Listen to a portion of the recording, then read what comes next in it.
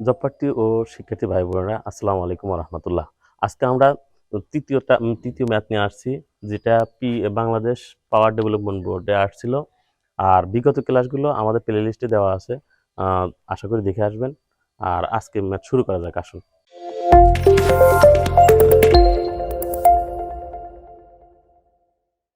এখানে লাগছে একটি নমুনা মাটির জলীয় অংশ 15%, তারপর দেওয়া আছে এবং আয়তনিক একক ওজন 2000 কেজি পার মিটার কিউব।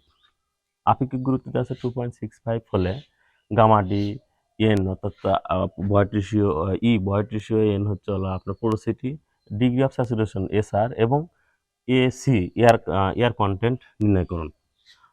আগে প্রথমে আমরা গিভেন ডাটাটা লিখে নিই। গিভেন ডাটা,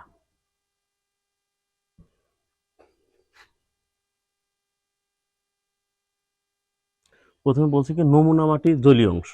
এখানে নমুনা মাটির মৃত্তিকাটা জলীয় অংশ দেওয়া আছে, তার মানে ওমেগা দেওয়া আছে 15%, সমান সমান লেখা যেত 0.15। তারপর লিখছি কি আয়তনিক একক ওজন। আয়তনিক একক ওজনটা একটু আননোন মনে হচ্ছে, তারপরে দেখি আয়তনিক একক ওজন কি। গামা যেটা আমরা বলছিলাম মোট একক ওজন, ওইটাকে বলা হচ্ছে টোটাল একক ওজন, বাল্ক ইউনিট ওয়েট। ওইটা কি বলা হয় হচ্ছে হলো আয়তনিক একক ওজন। তার মানে এটা গামার মান 2000 কেজি পার মিটার কিউব দেওয়া আছে। আপেক্ষিক গুরুত্ব 2.65 দেওয়া আছে। এখানে আমাদের বের করতে হবে gamma D E N, degree of saturation হচ্ছে হলো এস আর, তারপরে এয়ার কন্টেন্ট এসি। এখানে আমাদের দেখতে হবে কি কি মান দেওয়া আছে। এখানে যে ওমেগা দেওয়া আছে, জি দেওয়া আছে, এখান থেকে আমরা গামা ডিটা অতি সহজে বের করতে পারি। আচ্ছা, কিভাবে? আমরা জানি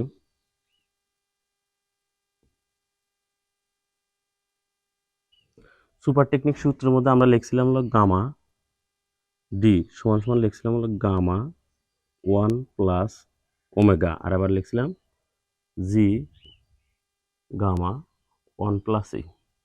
এখানে আমাদের যেহেতু গামা দেওয়া আছে আর ওয়াটার কন্টেন্ট দেওয়া আছে, তার মানে এই সূত্রের মতো দরকার নেই, তবে এটা বাদ। এখান থেকে আমরা যদি মানটা বসে দিই তাহলে 2001 প্লাস ওমেগা, এটার মান আসবে 1713.13 কেজি পার মিটার কিউব। আচ্ছা, এই এককটা কোনটা হবে? এই গামার যে এককটা, এই এককটা হবে। এটা একটা আনসার। তারপরে কি বলছে? ওমেগা, এই আপনার ভয়েড রেশিও। ভয়েড রেশিও আমরা সমান সমান তো অনেক কিছু জানি, দেখি কি কোন সূত্র বসানো যায়। ভয়েড রেশিও আমাদের এখানে যেহেতু ডি মান দেওয়া আছে, ডির মান দেওয়া আছে, এদিকে জির মান দেওয়া আছে, তাহলে আমরা এখান থেকে আমরা যে সূত্রটা বসাতে পারি, এটা জি গামা ডাব্লু 1 গামা ডি -1। এটা সুপার টেকনিক সূত্রের 1 থেকে আমরা নিলাম।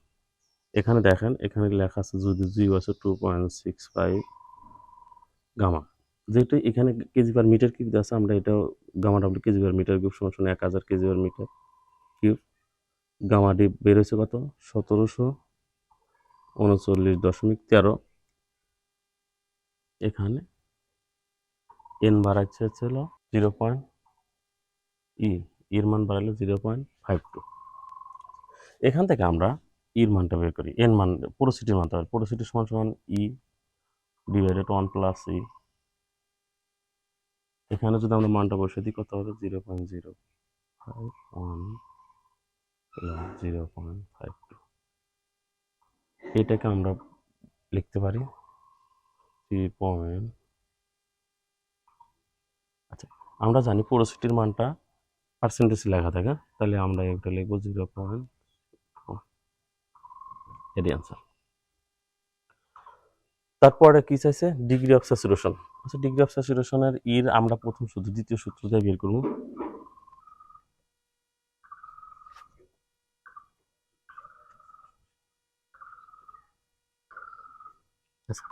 ডিগ্রি অফ স্যাচুরেশন আমরা জানি কি ই সমান সমান জানি হলো এখানে আমরা যেহেতু ডিগ্রি অফ স্যাচুরেশন বের করলাম ডিগ্রি অফ স্যাচুরেশন লিখলাম ই এখানে 2.65 ইন্টু ওমেগা 0.15 ই হচ্ছে হলো 0.752 এটা ক্যালকুলেশন করে আসে হলো 0.6 এত। এটা ডিগ্রি অফ স্যাচুরেশন আমরা শতকরা হারে প্রকাশ করা হয় 4.8 এটা আনসার। তারপরে কি চাইছে ইয়ার কন্টেন্ট। ইয়ার কন্টেন্টটা একদম সোজা হলো এয়ার কন্টেন্ট সমান সমান 1 মাইনাস